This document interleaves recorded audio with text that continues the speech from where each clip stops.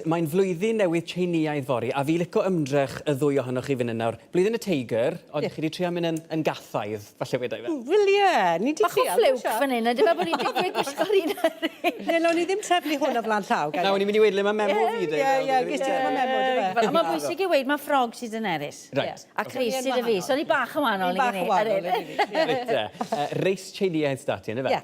Fi'n mynd i ddechrau, mae popeth yn mynd yn y wok, felly a mae hwn eitha cloi i wneud. Felly ti'n bach o olew, allwch chi roi olew cyffredin neu olew sesame os chi moyn. A fi'n mynd i ddechrau trwy ffrio, mae dy fi bwnsyn fan hyn o shibwn, spring onions, a 2 ewin o garlleg. So mae hwnna'n mynd i fynd syth mewn. Fi wedi hanner paratoi, rhan fwyaf o'r pethau barod. Achos yn y bôn, munudau wneud hwn gymryd. Felly os chi wedi paratoi popeth o flan llaw, mae dipyn yn haws, achos mae'n mynd i fod yn gloi i wneud. Felly, a wedyn ni at y shibwns, fi'n ychwanegu 1 pupur coch. Fi wedi torri'r ein yn barod. A hefyd gyda'r ryseit, bron y bod, chi'n gallu defnyddio unrhyw fath o lysiau sydd gyda chi. Mae'n fath o ryseit, ti'n gallu defnyddio beth sydd ar ôl yn yr oergell, ar ôl penwythnos, a just taflu popeth mewn. Os oes madarch da chi, falle gorbwmpen, llychra winwns yn lle, neu cennin yn lle'r shibwns, sy'n mots. A ti'n meddwl, mae'n ffordd dda hefyd o fita llysiau yn diwedd, ti'n meddwl, o gael pobl i fita llysiau. Ie, achos, ti'n meddwl, be fi wedi gwneud â hwn, fi wedi rhoi mwy o lysiau falle na fyddech chi'n arfer cael, achos ryseit yn syliedig ar Reis Tseineaidd, sef neu egg fried rice fyddwn ni'n gwneud fel arfer. Ond fi wedi rhoi mwy o lysiau, felly mae yn ffordd da o chwanegu mwy o lysiau. Wedyn ni, mae dyn ni'r llysiau y peas yn fan hyn, sef y sugar snap. So fi'n mynd i dorri, achos mae'r un yn mynd i roi crunch i ni. Fi jyst yn torri nhw'n weddol fras fan hyn. Dwi'n bwysig bod pethau wedi cael eu torri yn weddol o fad y ti, fel bod nhw gyd yn... Ti'n meddwl bod nhw gyd yn coginio tu ar un pryd? Odi. Mae hwnna fel arfer, dyna beth fydde ti'n gweud, bod popeth yn coginio ar un pryd. Ond mae rai, mae'r shibwns yn mynd i fod mwy meddal na'r pupur, a peas yn mynd i fod bach mwy o crunch. So, gyda fath stir fry yw sy'n gormod odds. Right, at hwnna nawr, fi'n mynd i ychwanegu bach o chili. Fel arfer, ddech chi'n cael chili, ond o'n i'n meddwl, pryd nes i hwn gyntaf, bod eisiau bach o wmff yn y fe, rhywbeth bach. O gic. Bach o gic. Chili cyfan coch sydd fi fyna, hanner chili, neu y flakes y chili smots. A wedyn ni, twist bach fi hwn to, sef y kale, neu rhyw fath o ddail gwyrdd, ydych chi'n rhoi bresych, torri fel lan.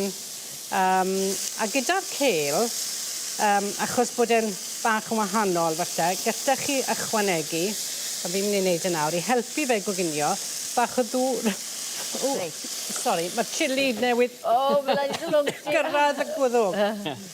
Bach o ddŵr. Nawr, mae hwnna'n mynd i greu bach o stem, a helpu fe i goginio, a i feddalu. Dwi'n pan ti'n coginio kale, dwi'n bwysig bod ti'n tynnu y dail off y achos mae'r bonyn yn y canol yn gallu bod eitha tuff yn diwe. Mae'r bonyn yn y canol. Os oes ai darnau mawr y ti, odi, a'r bonyn yn eitha cryf, byddwn ni'n tynnu hwnna off. Reit, a wedyn ni gerown ni'r peas mewn.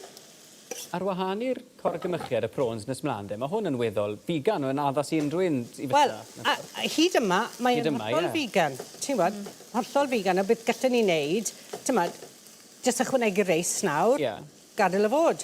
Dydy roi toffw falle, bydde hwnna'n neis, a bach o soi neu rhywbeth. Felly, reit, dyna hwnna, a wedyn ni hefyd yn rhoi peas wedi rewi. So, 175 gram o peas wedi rewi. Mae'n edrych fod y lot o gynhwysion, ond sim rai chi roi gymaint o gynhwysion na hyn.